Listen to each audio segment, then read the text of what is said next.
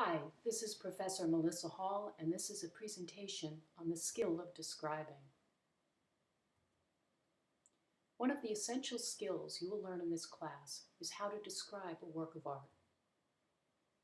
A good description requires descriptive detail, thoughtful analysis, and a guiding thesis about the work's meaning or purpose. The first ingredient of a good description is descriptive detail. Here's a definition of descriptive detail from Colorado State University. Descriptive details allow sensory recreations of experiences, objects, or imaginings. In other words, description encourages a more concrete or sensory experience of a subject, one which allows the reader to transport himself or herself into a scene. Writing that lacks description is in danger of being plain or overly general. When describing a work of art, imagine you are talking to someone on the phone or that your reader has their eyes closed. Your job is to bring the image to life so your reader can see it without looking at a picture. In the words of Joseph Conrad, "My task, which I am trying to achieve, is by the power of the written word to make you hear, to make you feel. It is, before all, to make you see." A good description must also have a guiding thesis about the work's meaning or purpose. Otherwise, the description will read like a laundry list of random details. Again, from Colorado State University, there is a significant difference between choosing details simply to describe something and selecting details that not only describe, but also reveal. That details can be used to describe is essential and true, but they should also go beyond that. Sheer description, bogged down with details, lacks energy, verve. The details must carry weight, reveal something beyond just the surface they've been describing. This means your description should have a purpose. It should be guided by an interpretation of what the work is about. Your description should persuade your reader to see the work the way you do. But your opinion shouldn't be just a personal response. It must also be informed by art historical knowledge and supported with facts and examples. Another thing to keep in mind is the difference between telling and showing. Showing versus telling is an important aspect of creating effective description. An example of a telling sentence would be, "Kathy was sad." This sentence tells the reader what judgment needs to be made about Kathy, yet does not provide the evidence to support that judgment. For example, how do we know that Kathy is sad? How is she behaving? What does she look like?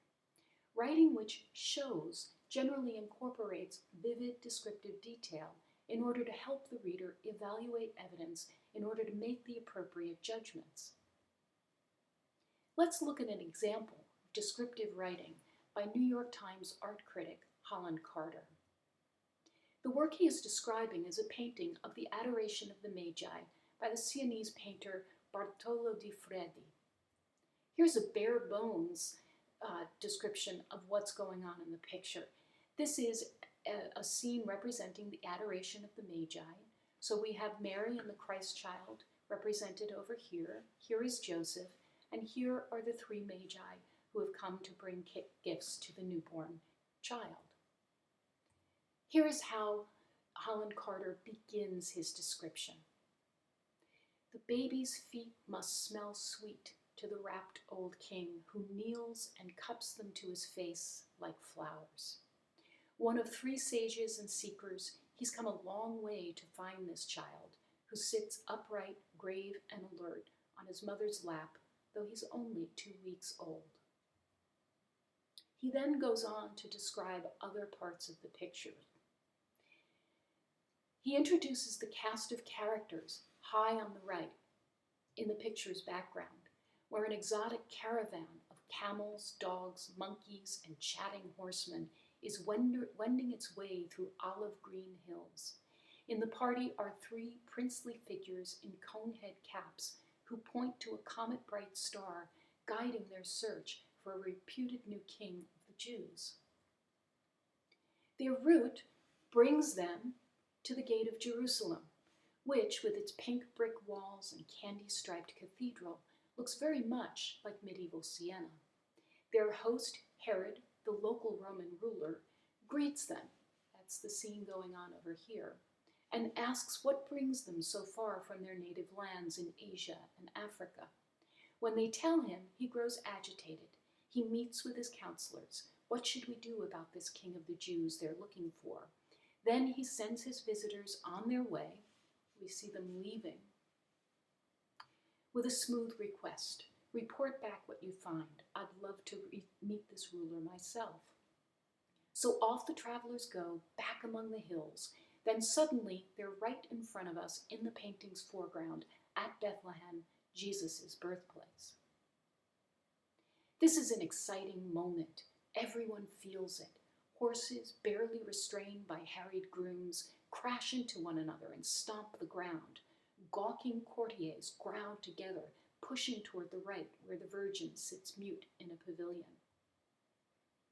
The three kings kneel, the oldest one touching the child, while a second, gray-haired man, Joseph, takes their lavish gifts and at the same time inserts himself between his young family and the mob of modish and insistent pilgrims. Bartolo has attended to every last inch of the picture, from the veins that stand out in Joseph's tensed working man's hands to the tissuey, filigree texture of the tunic on the youngest king. If the real drama of art is in its details, this is visual stagecraft on an exalted level. Describing works of art can be challenging, but you will be practicing this skill throughout the semester. To get a taste of how wonderful a good description can be, watch the following videos featuring descriptions of works of art in the Metropolitan Museum by members of the curatorial staff.